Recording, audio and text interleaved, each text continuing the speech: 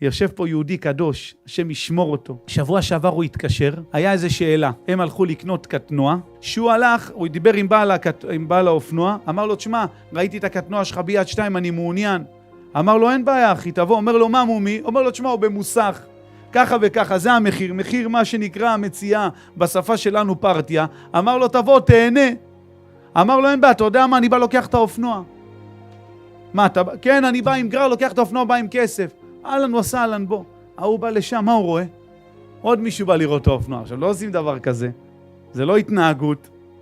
אמר לו, מה מומי? אמר לו, תשמע, בעל המוסך, הזמין את הבן אדם השני, זה לא אני. אז דיברנו עם בעל האופנוע, אומר, תשמע, הוא נתן רשות, גם לבעל המוסך למכור את האופנוע. אז מי זכה הוא? אז ברוך השם, הוא צדיק, יש לו יראת שמיים גדולה. אמרתי לו, תשמע, מי שמוותר לא מפסיד? הוא אומר לי, אתה יודע מה, אני מוותר. אבל זה לא נגמר ככה. הבן אדם מביא גרר, כמה שווה גרר? 500, הוא שילם 350, גרר מקלקיליה. הביא גרר 350, הזמן שלו שווה כסף, אבו 150 כל שעת עבודה, בן אדם מתקין מובילאי, 150 ועוד 150 זה 300, אין בעיה, האופנוע שלך. אבל תביא פה 650 מחילה. אתה רשלן, אמרת לי לבוא, עשית טעות, תביא 650, מגיע לי או לא? ההוא הצדיק הזה מה עשה? לא רק שהוא ויתר על הקנייה, אמר לו, שומע? אני גם מוותר על הכסף. שים את הכסף בצדקה, אמר לו, אני מוותר. תקשיב טוב. עכשיו תראה מה זה פלא עצום. מעולם לא ראיתי אותו. זה הכל דרך הטלפון, אף פעם לא נפגשנו. יום למחרת יש לי הזכרה בקבעים 3. איזה מישהי הלכה לבית עולמה. אז אני מכנה את האופנוע, פתאום מישהו בא מאחוריי עם אופנוע, אמרתי אולי באו לעשות עבודה. עכשיו אני תמיד עם חתיכה, אני בא לו, אתה יודע, אי אפשר לדעת, אתה יודע, אני מדבר פה דברים, סכסוכים, אנשים מכירים, אי אפשר לדעת מה יוליד יום. אז פתאום הוא בא לי, הוא אומר לי, רבי יוסף, אז אתה יודע, אחי, מה... הוא אומר לי, אתה יודע מאיפה אני? אתה יודע מי אני? אני אתמול ממה שדיברנו על האופנוע, אני זה שרציתי לקנות. אמרתי לו, אבל איך אתה יודע? בחיים לא נפגשנו.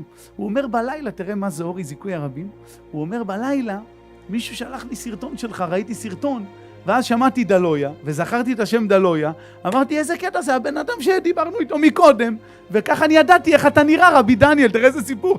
אז הוא בא אליי, אמרתי לו, נו מה, השתבח שמו, ויתרת? הוא אומר, תשמע טוב, מה בורא עולם עשה.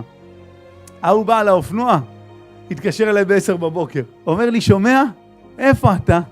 אומר לו, אומר לי, שומע? רק לך אני רוצה למכור את האופנוע. אומר לו, תשמע, למה? הוא אומר, היה לו דיבור. הוא אומר, ראיתי אתה, איזה מידות, איך אתה מוותר, איזה הנהגה. אותך אני רוצה שתהנה מהאופנוע. אומר לו, מה, אתה רציני? אומר לו, כן. הלך אליו. מה עשה הצדיק הזה, אבל? זה מידה. אבל הוא יצא ישר. הוא רצה על האופנוע X כסף, הוא הוריד לו. הוא אמר לו את האמת. הוא אמר לו, חוץ ממה שאני מוכר לך, הוא סיפר, נהיו אחרי זה חברים, אמר לו, תשמע, אני עובר תקופה לא פשוטה, זה שרוצה למכור את האופנוע. אמר לו, תשמע, אני אומר תקופה לא פשוטה, כבר כמה ימים הוא יושן באוטו. תקופה לא פשוטה, אחי. בית, עניינים, כספים. נתן לו את הכסף של האופנוע, הוסיף לו עוד 1,500 שקל, מעל המחיר, ואת ה-650 שהוא הבטיח לצדקה. מי שמוותר לא מפסיד, תלמדו את זה. אנחנו צריכים לדעת, השם ילחם לכם, אתם רק תשתקו. אל תעשו עבירות. אל תדברו לשון הרע, אל תגידו זה מנוול, זה רשע, זה נוכל, זה ממזר, שתוק. אתה רוצה ישועה? דבר טוב על כל עם ישראל. אתה רוצה שהשם יתברך יגדל אותך? אתה רוצה שהשם יתברך יעלה אותך? לא על חשבון אף אחד אחר.